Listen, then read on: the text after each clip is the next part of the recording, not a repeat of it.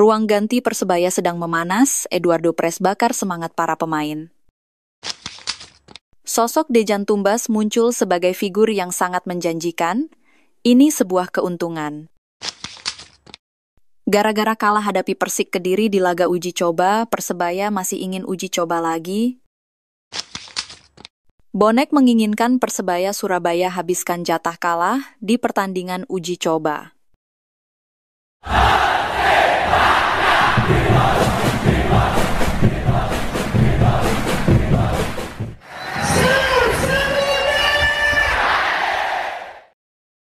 Ruang ganti Persebaya Surabaya mendadak panas. Teriakan lantang Eduardo Perez bocor keluar dan langsung memantik perhatian.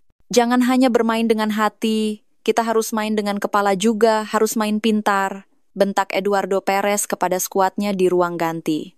Kalimat penuh emosi itu disampaikannya ketika laga uji coba melawan PSS Sleman, Sabtu malam 19 Juli 2025. Persebaya Surabaya memang baru saja menang tipis 1-0 dalam laga yang jadi bagian dari tim launching game. Namun kemenangan bukan tujuan utama malam itu. Pelatih kepala asal Spanyol tersebut menegaskan laga uji coba adalah ajang untuk mengukur progres tim jelang Super League 2025-2026. Ia lebih fokus pada cara bermain tim ketimbang hasil akhir pertandingan. Eduardo mengingatkan anak asuhnya kekuatan tim tidak hanya di kaki dan hati, tapi juga harus didukung kecerdasan, kedisiplinan, dan fokus penuh sepanjang pertandingan.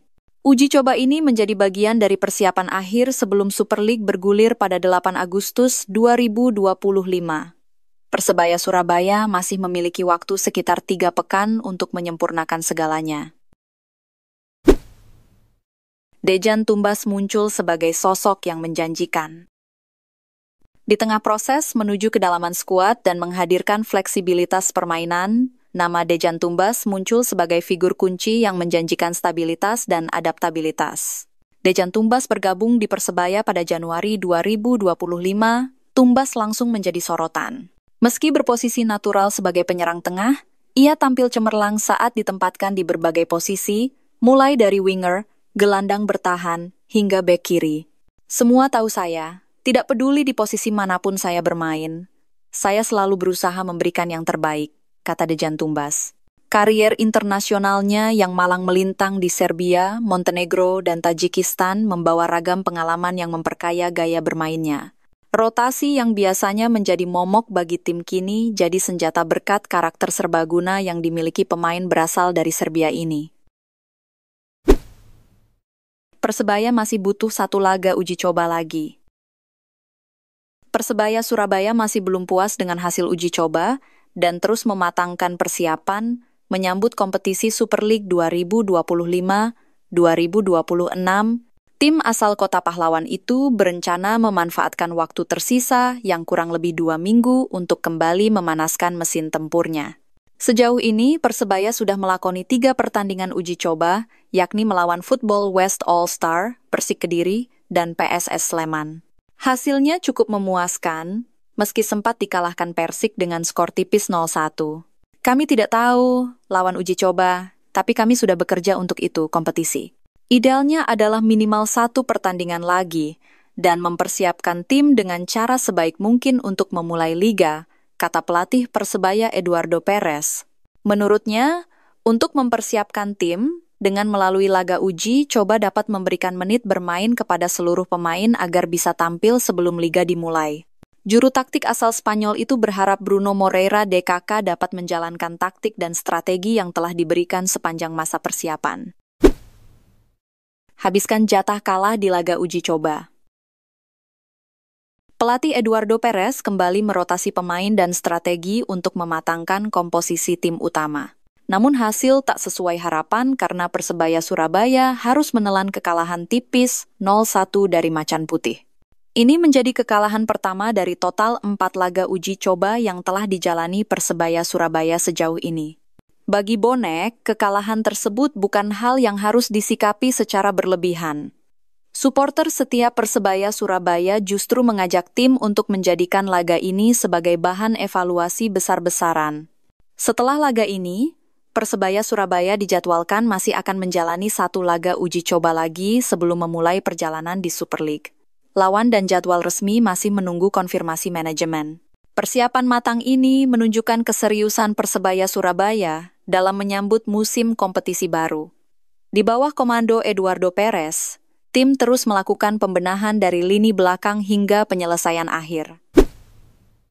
Mahmud Eid diserobot klub Brunei. Mantan pemain Persebaya Surabaya asal Palestina, Mahmud Eid tengah hangat diperbincangkan. Setelah sempat santer bakal dibawa pulang Persebaya Surabaya, hingga kini Mahmud Eid masih saja nganggur. Hingga akhirnya, kepastian Mahmud Eid gagal diboyong Persebaya Surabaya dibongkar oleh akun Instagram fansbase Persebaya Surabaya. Setelah dipastikan gagal merumput bersama Persebaya Surabaya, pemain berlabel Timnas Palestina itu pun santer dikaitkan dengan raksasa Brunei Darussalam, DPMM FC. Dengan kondisi Mahmud Eid saat ini yang masih tanpa klub, besar potensinya bagi DPMM FC untuk yakinkan ex-Persebaya Surabaya itu merapat. Patut dinantikan akankah Mahmud Eid bakal membelot ke DPMM FC musim depan? Atau justru ada gebrakan lain terkait nasib ex-Persebaya Surabaya tersebut. Menurut bonek semua, apakah ini sebuah penyesalan Mahmud Eid batal gabung Persebaya? Tulis tanggapan kalian di kolom komentar. Persebaya jadi sorotan media Montenegro. Di tim asuhan Eduardo Perez, ada beberapa pemain asing yang berasal dari negara yang sama. Seperti duet bek tengah yang berasal dari Makedonia Utara, yaitu Dimedimov dan Risto Mistrevski, serta dua pemain asal Montenegro, Milos Rajkovic dan Mihailo Perovic. Kedatangan para pemain asing ke Persebaya juga disoroti negara asalnya. Salah satunya media asal Montenegro, Lopsport, yang menyoroti Milos Rajkovic dan Mihailo Perovic. Lopsport menuliskan bahwa kedatangan Mihailo Perovic dan Milos Rajkovic merupakan bala bantuan untuk Persebaya karena keduanya merupakan pemain berkualitas di negaranya. Mereka datang sebagai bala bantuan besar.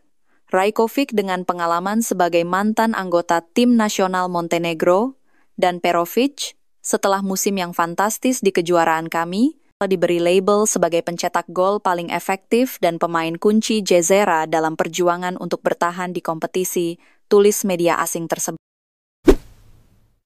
Senjata mesin gol Persebaya di musim ini. Persebaya Surabaya terus mempersiapkan tim di bawah arahan Eduardo Perez. 7 pemain baru telah didatangkan. Plus, ada perombakan di tim kepelatihan untuk mendampingi Coach Edu, sapaan Eduardo Perez. Demi meraih target juara, Eduardo Perez menempa para pemainnya dengan menjalani 2 uji coba, yaitu bertandang ke Australia Barat di tengah suhu dingin dan menjamu PSS Sleman dalam laga bertajuk Launching Game.